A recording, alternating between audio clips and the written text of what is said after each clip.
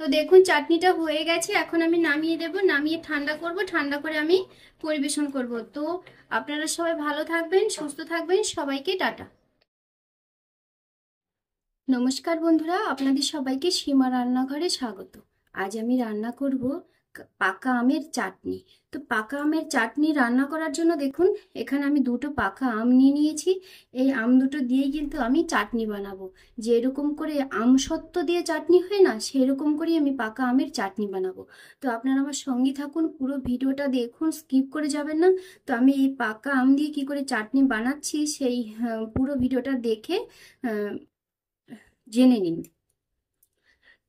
তো দেখুন, এই আম দুটো আমি নিয়ে নিয়েছি। আম দুটোকে আমি এখন কেটে ওর খোসাগুলো ছাড়িয়ে নেব।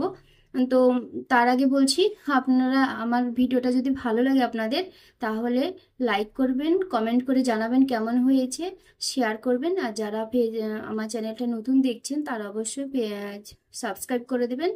আর যারা ফেসবুক পেজ থেকে দেখছেন তারা ফেসবুক পেজটি ফলো করে আমার সঙ্গে থাকবেন। তো চলুন, আমটা আমি কেটে নিই, তারপর আমি আপনাদের আবার দেখাবো। দেখুন, আমটা আমি কেটে রেডি করে নিয়েছি। তো এই আমটা দিয়েই কিন্তু আমি চাটনিটা বানাবো। তো চলুন চাটনিটাকে বানিয়ে ফেলি। দেখুন, চাটনিটা বানাবার জন্য আমি উনুনে একটা কড়াই বসিয়ে দিয়েছি, আর কড়াইটা গরম হয়ে গেছে। কড়াইয়ের মধ্যে এখন আমি দিয়ে দেবো যে আমগুলো আমি কেটে নিয়েছিলাম, এই আমগুলোকে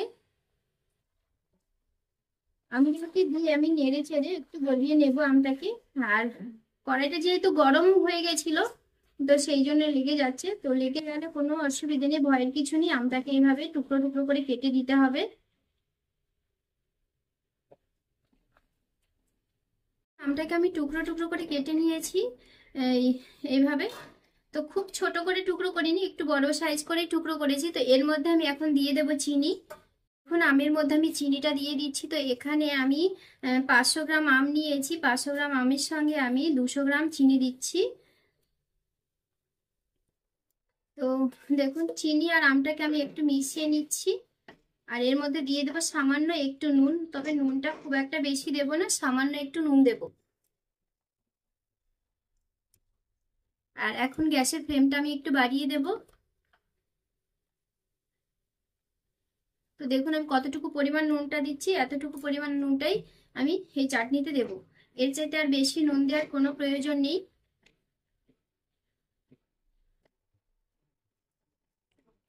তো দেখুন, চিনিটা কিন্তু গলতে শুরু করে দিয়েছে। চিনিটা যতক্ষণ না গলছে ততক্ষণ আমি এই আমটাকে চিনির সঙ্গে রান্না করে নেব।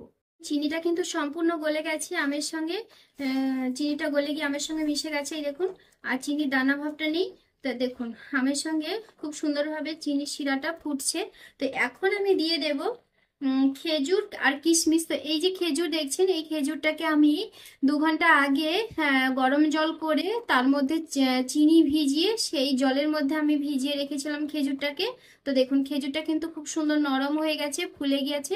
আর কিশমিশটাও কিন্তু আমি এর মধ্যে দিয়ে দিয়েছিলাম। তো কিশমিশটা আমি পরে দিয়েছি, খেজুরটাকে আগে দিয়েছি। কিশমিশটা দেওয়ার 10-15 মিনিট হয়েছে, আর খেজুরটা কিন্তু আমি 2 ঘন্টা আগেই দিয়েছি। তো এখন এই যে খেজুর আর কিশমিশ আর চিনির যে জলটা, এই জলটা আমি এই চাটনির মধ্যে দিয়ে দেবো। ব্যাস, আর কিচ্ছু নয়। এই সামান্য উপকরণ দিয়ে কিন্তু এত সুন্দর একটা চাটনি হয়ে যাবে। তো আপনারা অতি অবশ্যই একদিন বাড়িতে এইভাবে বানাবেন, বানিয়ে খাবেন, বাড়ির সবাইকে বানিয়ে খাবেন। তো আমার এই রেসিপিটা আপনাদের কেমন লাগলো সেটা অবশ্যই কমেন্ট করে জানাবেন। যদি ভালো লাগে তাহলে একটা লাইক করবেন, শেয়ার করবেন। যারা আমার চ্যানেলটা নতুন দেখছেন তারা অবশ্যই একটা সাবস্ক্রাইব করবেন, পাশে বেল আইকনটি ক্লিক করবেন, যাতে করে প্রতিদিন যে আমি ভিডিওগুলো ছাড়ছি সেই ভিডিওগুলো সবার প্রথমে আপনাদের কাছে পৌঁছে যায়। আর যারা ফেসবুক পেজ থেকে দেখছেন তারা অবশ্যই ফেসবুক পেজটি ফলো করে আমার সঙ্গে থাকবেন। দেখুন, এবার আমটা তো এমনিতেই পাকা আম, মিষ্টি আম আর নরম আমটা, তো খুব বেশিক্ষণ রান্না করার প্রয়োজন নেই। এর মধ্যে আমি একটু ফুটিয়ে নেব, তাতেই কিন্তু চাটনিটা আমাদের রেডি হয়ে যাবে। আর কিচ্ছু দেবো না আমি এর মধ্যে। তো দেখুন, চাটনিটা হয়ে গেছে, এখন আমি নামিয়ে দেব, নামিয়ে ঠান্ডা করব, ঠান্ডা করে আমি পরিবেশন করব। তো আপনারা সবাই ভালো থাকবেন, সুস্থ থাকবেন, সবাইকে টাটা।